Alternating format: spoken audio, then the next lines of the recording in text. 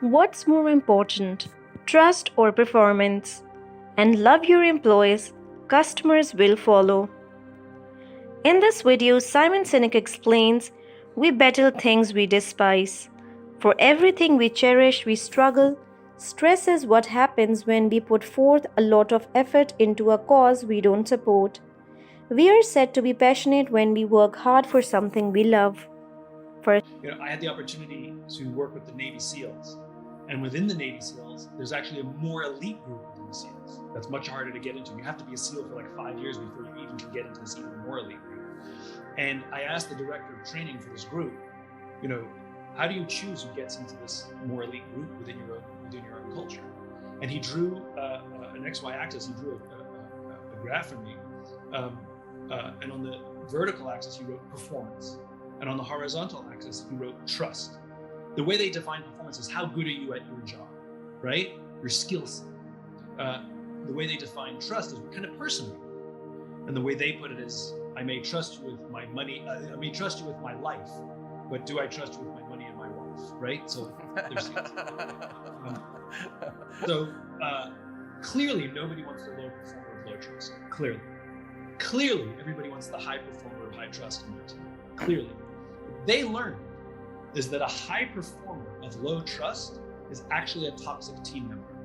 And they would rather have a medium performer of high trust, sometimes a low performer of high trust, it's a relative scale, over the high performer of low trust. And this is one of the highest performing organizations on the planet.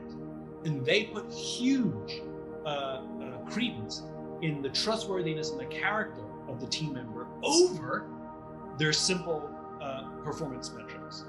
In business, we're the opposite. We have 1 million metrics to measure someone's performance, and we have negligible to no metrics to measure someone's trust.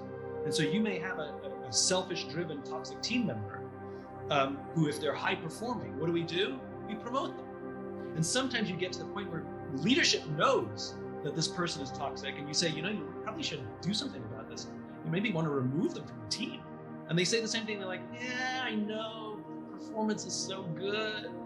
You are literally just waiting for something to collapse, meaning either other people will leave, or the culture will start to crack, or there's a scandal, or that person will leave because they get a better job offer. They're not loyal, so they may be your highest performer, but they're not loyal. What the SEALs learn is sometimes these medium performers of high trust are your best natural leaders. The irony is, if you go to any team, it's actually really easy to find these toxic team members. That's the irony, even though we don't formally measure it. Go to any team and ask them who the asshole is, and they'll all point to the same person. Okay? And that's an opportunity to coach them. You don't believe in firing them, you believe in coaching them. You let people go when they're proved to be uncoachable. And by the way, if you go to that same team, you say, who do you trust more than anybody else? Who's got your back no matter what? Who's always there to help you? They'll probably also point to the same person who might be your best natural leader, and they may not be your best individual performer. it goes without saying that trust-based terms perform better. A high level of trust benefits businesses by increasing employee engagement and improving financial performance. Those that lack trust have poorer productivity, higher turnover rates, and fewer earnings. The level of trust in your organization can have a significant impact on financial performance. But how closely related we trust and effectiveness? The irony is that even though we don't formally measure it, the explanation is straightforward. Organizations with leaders that prioritize trust are more likely to have engaged employees who function well as a team. Also, employees that trust one another are more productive and more inclined to work together to solve problems. One of the most well-known instances of trust in the workplace is when a worker requests possibilities for professional advancement. If you say you will help them, keep your word and don't wait for them to ask for more information. Come back with proposals or prospects right away. They will understand that you mean it when you promise to accomplish anything in this way. Your customers will never love your company until your employees love it first. So if you have good leadership and you have a healthy culture, yes, be customer obsessed, absolutely. But if you have a weak culture and you have toxic leaders, no amount of yelling at people to be customer obsessed will ever change anything. So to truly be customer focused, the irony is to truly have customer centricity. The irony is you actually care about your people. Leadership can care about the people, and the frontline people care about the leaders. Care about the customers. That's the hierarchy. Again, it's who do you touch? Leadership doesn't interact with a client or a customer ever, or rarely. And so focus on the people you interact with, which is your people. Leadership is responsible for building the culture.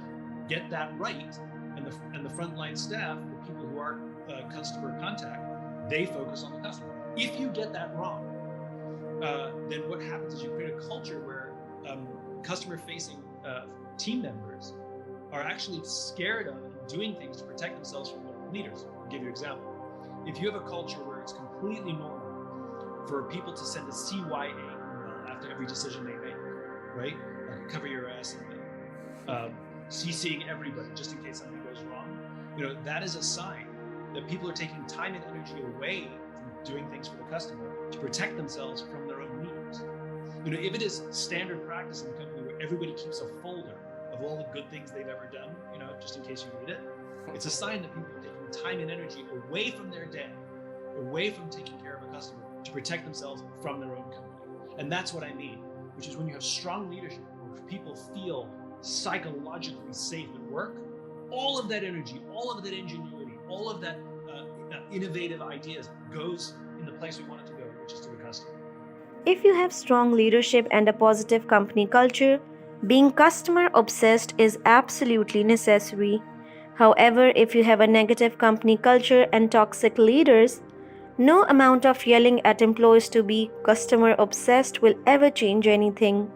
Therefore, in order to be truly customer focused, the irony is that you actually care about your employees' well being. If your company has a culture where it's common practice for everyone to keep a folder of all the good things they have ever done, you know that people are diverting time and effort away from doing things for the customer to protect themselves from their own leaders.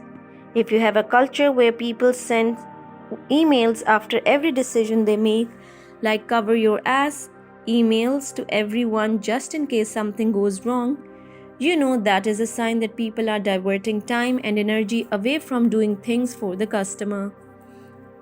A sense of psychological safety is a crucial element of trust. Employees won't trust you as a leader and may even lie to avoid getting caught out in the future if they believe you will embarrass them in front of their peers or throw them under the bus. Observe the concept of publicly praising and quietly correcting. When working in teams, compliment the work that was done well. When doing a post-mortem on a project that did not go as planned, take a positive approach to problem solving by asking, "What can we do better next time?" rather than blaming individual team members. As a result, your team grows more supportive and trustworthy. Hope you liked the video. Thanks for watching. For more videos, like and please subscribe.